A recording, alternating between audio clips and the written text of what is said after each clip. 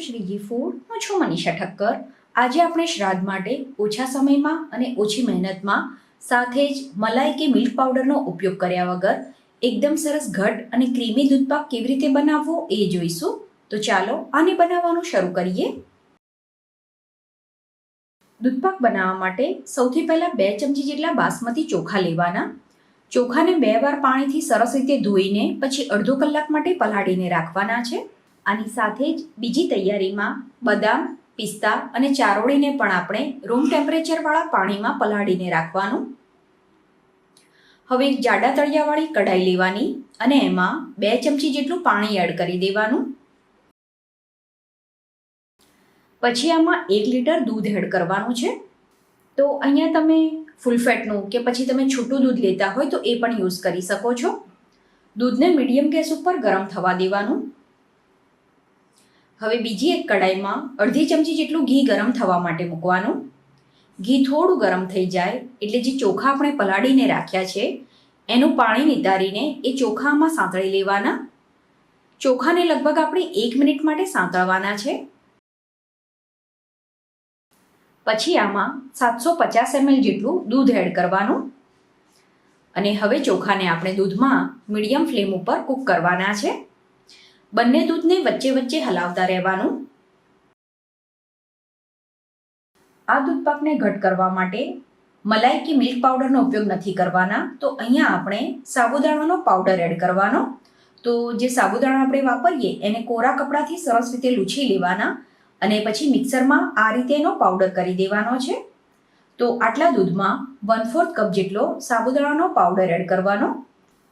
તમારે medium thick દૂધપાક જોઈતો હોય તો તમે આમાં 2 ચમચી સાબુદાણાનો પાવડર એડ કરી શકો છો. હવે આને સરસ રીતે હલાવી લેવાનું અને કીધું એ પ્રમાણે વચ્ચે વચ્ચે બંને દૂધને હલાવતા રહેવાનું છે. જે બદામ અને પિસ્તા પલાળીને રાખ્યું છે એને છોલી લેવાનું અને પછી આને ઝીણું સમારવાનું છે. દૂધપાકમાં બદામ અને પિસ્તાને કાચું નાખવાના બદલે જો તમે આ રીતે એને પલાળીને પછી સમારીને એડ કરશો તો એનો ટેસ્ટ ખૂબ જ સરસ લાગતો હોય છે. સાબુદાણાના પાવડરને કૂક થતાં વધારે સમય નથી લાગતો. 5 થી 6 મિનિટમાં જ તમને આ રીતે એનું ટ્રાન્સપરન્ટ ટેક્સચર દેખાશે. તો હવે આ સમયે આમાં ખાંડ એડ કરવાની છે. તો અડધા કપથી થોડી વધારે ખાંડ મેં આમાં એડ કરી છે. ખાંડ તમે ઘરમાં જેવું ગળ્યું ખાતા હોય એ પ્રમાણે ઓછી વધતી કરી શકો છો. ચોખાને પણ આપણે ચેક કરી લેવાના. તો હજુ આ ચોખા થોડા કડક છે. ચોખા સરસ રીતે કૂક થવા ખૂબ જ જરૂરી છે કેમ કે એકવાર ખાંડવાળા દૂધમાં તમે આ ચોખા એડ કરો પછી કૂક નથી થતા હોતા. એટલે ચોખા એકદમ સરસ રીતે કૂક થાય પછી જ આપણે એને બીજા દૂધમાં એડ કરવાના છે. હવે જે ચારોળી આપણે પલાળીને રાખી હતી એને આ સમયે આમાં પાણીમાંથી કાઢીને એડ કરી દેવાની. ચારોળીની ક્વોન્ટિટી પસંદ પ્રમાણે ઓછી વધતી કરી શકાય. અહીંયા મેં 1 ટેબલસ્પૂન ચારોળી એડ કરી છે. પછી આમાં થોડું કેસર એડ કરી દેવાનું. તમારે દૂધપાકમાં કેસર ના એડ કરવું હોય તો સ્કીપ કરી શકાય. કેસર વગર પણ દૂધપાક ખૂબ જ સરસ લાગતો હોય છે. તો ફરીથી આપણે ચોખાને ચેક કરી લઈશું. ચોખા જ્યારે કૂક થઈ જશે ત્યારે બધા ચોખા આ રીતે ઉપર આવી જશે. સાથે જ તમે એના દાણાને દબાવીને જોશો તો સરળતાથી એ દબાઈ જશે. આ રીતે ચોખા એકદમ સરસ કૂક થઈ જાય એટલે ગેસ બંધ કરી દેવાનો અને હવે આ ચોખાવાળું મિશ્રણ આપણે ઉકળતા દૂધમાં એડ કરી દેવાનું છે. તો તમે જોઈ શકો છો આ દૂધપાક એકદમ સરસ ઘટ થઈ ગયો છે અને આને બનાવવામાં ટોટલ 15 મિનિટનો સમય લાગ્યો છે.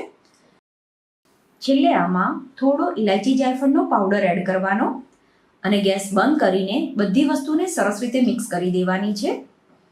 દૂધપાકની કઢાઈને નીચે ઉતારીને આને હલાવતા રહેવાનું જેથી આના ઉપર મલાઈ ના જામે અને પછી દૂધપાક રૂમ ટેમ્પરેચર પર આવી જાય એ પછી આને ફ્રીજમાં ઠંડો થવા માટે મૂકવાનો. તમારે દૂધપાકને ગરમ સર્વ કરવો હોય તો પણ કરી શકાય. ગરમ દૂધપાક પણ ખૂબ જ સરસ લાગતો હોય છે.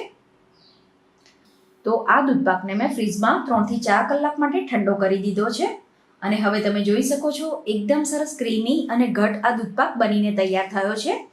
અત્યારે જે માપ લીધું એનાથી તમે 5 થી 6 વ્યક્તિને સર્વ કરી શકો એટલો દૂધપાક બનીને તૈયાર થાય છે.